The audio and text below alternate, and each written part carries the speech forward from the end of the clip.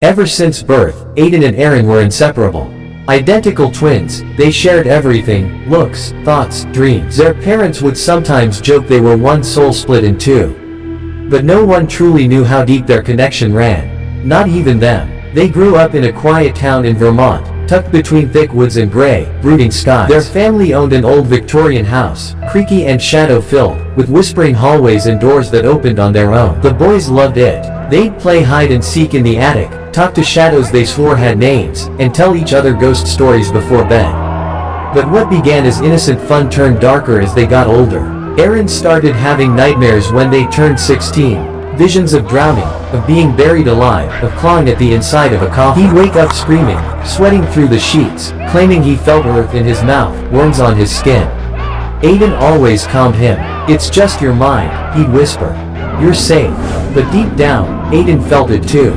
A heavy presence, watching, waiting. One rainy October night, their lives were split forever. They had a stupid argument, about a girl, about grades, about something that didn't matter now. Aaron stormed out into the night, refusing to listen.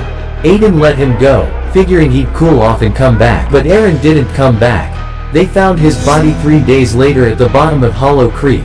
His neck broken, skin pale, eyes wide open like he'd seen something that killed him before the water did. There were bruises on his arms. Defensive wounds. But no one else was found. Aiden didn't believe it was an accident. He felt it in his bones. Something had dragged Aaron there. Something else. The funeral was a blur. Aiden stood beside the closed casket, unable to accept that his brother, his twin, was truly gone. At night, he would lie awake, expecting Aaron to walk in like always, cracking a joke or tossing him a soda. But silence answered every hope.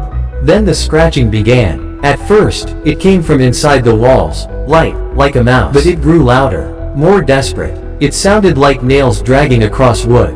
Then came the whispering, his name, over and over. "Aiden. Aiden, help me." He tried to ignore it, blamed it on grief. But one night, around 3:13 a.m., he woke to see Aaron standing at the foot of his bed, soaked, mud-caked, eyes pitch black. Aiden screamed, but Aaron didn't move. He just stared, mouth twitching into a grin too wide for his face. "You let me die," the thing said, voice gurgling like it was still underwater. Then it vanished. Aiden told his parents. They called it trauma, gave him pills, sent him to therapy. But he stopped going when he realized something. Aaron wasn't just haunting him.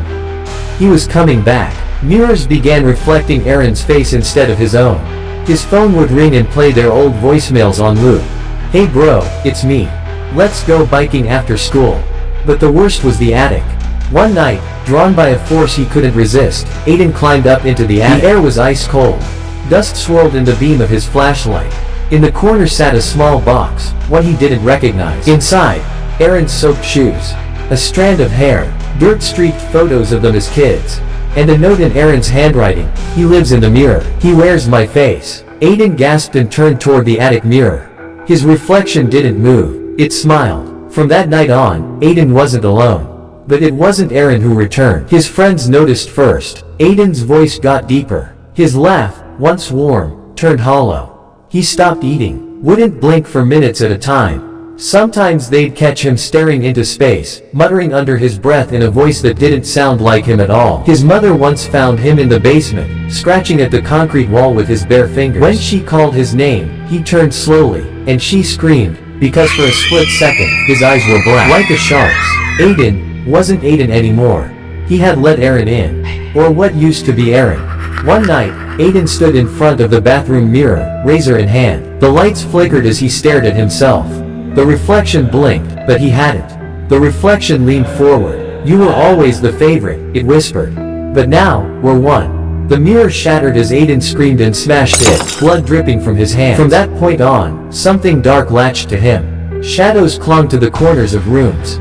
Animals avoided him. Lights would go out when he passed. He began hearing Aaron's voice in his head, not just whispering, but laughing, taunting, demanding control. And then people started dying. First, a neighbor boy, found drowned in his own bathtub. Then Aiden's therapist, heart attack, they said, but his office was torn apart. Aiden began to lose time. Woke up with dirt under his nails.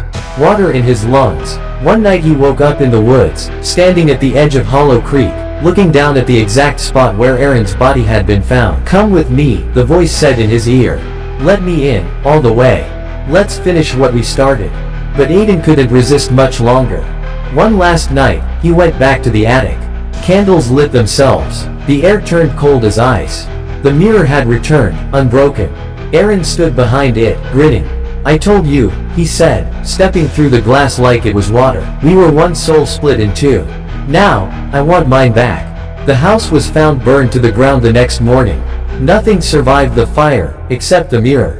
Untouched. Not even cracked. And if you ever find yourself near Hollow Creek, they say if you look into that mirror at midnight, you won't see yourself. You'll see two brothers. And only one of them is smiling.